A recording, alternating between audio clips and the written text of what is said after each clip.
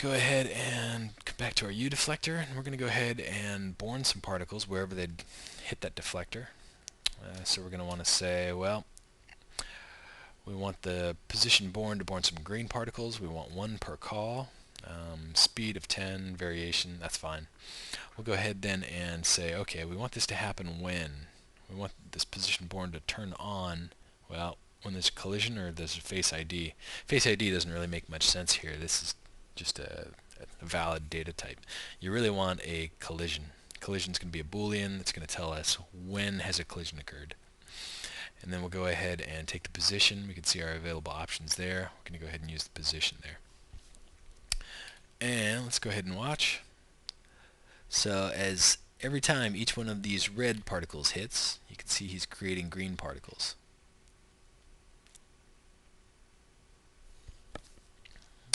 So that's just one of the ways to use some of these outputs. There's other things you can do too, like maybe you don't really want to have the red particles bounce off of this plane. You could just say event only. An event only then is only going to go ahead and output this collision event when there would have been a collision, but the particles are going to go ahead and pass right through.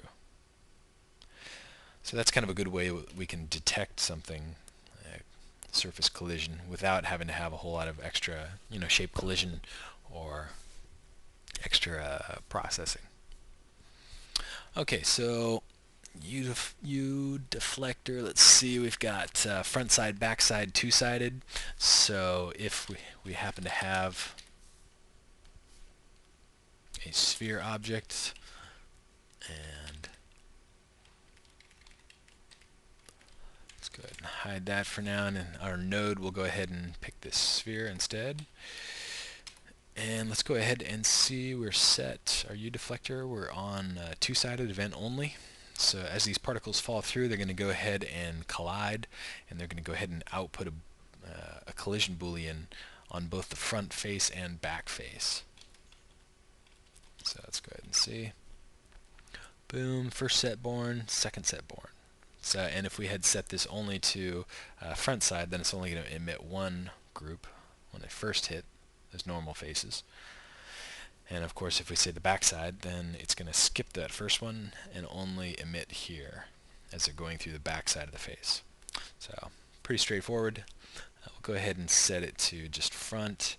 We've got this collision offset, which is also very helpful. This set to none right now is actually going to use the particle's kind of his center point, his pivot point, when calculating when that collision occurs. And so you can see that these particles will, let's see this one in particular, it detects right actually as his center is going through that surface. We can actually have that take his size into account by turning on particle size times value, where this is the value it's going to multiply by. And so in this case it's just saying, okay, I know what my size is.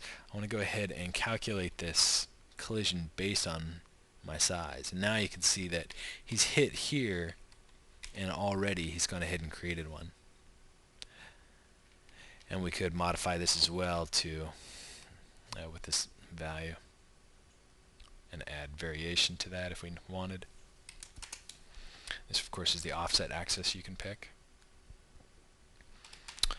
Okay, so these are just really kind of simple, quick introductions to the two different collision methods. We've got, well, two of the very simple collision methods. We have much more complex ones we're going to look at in just a second.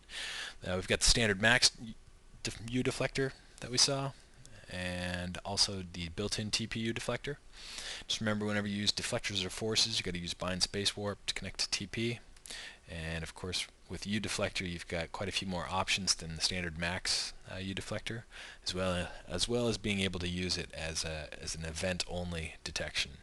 And this is a great way to, there's a whole sample scene with the arrows shooting and sticking in something and following along. That uses the UDeflector and outputs their face ID and face coordinates and remembers those per particle so that those particles can stick to that face ID and those coordinates. And you could do other things here too. You could take a text map color, find out what color, where they hit based on this map, put a map in here. and then it'll output that. Okay, so that was just kind of a first intro look, and then we're going to go ahead and move on to some of our more complex and powerful shape collisions. We've got shape collision and physics. So we'll go ahead and take a look at them next.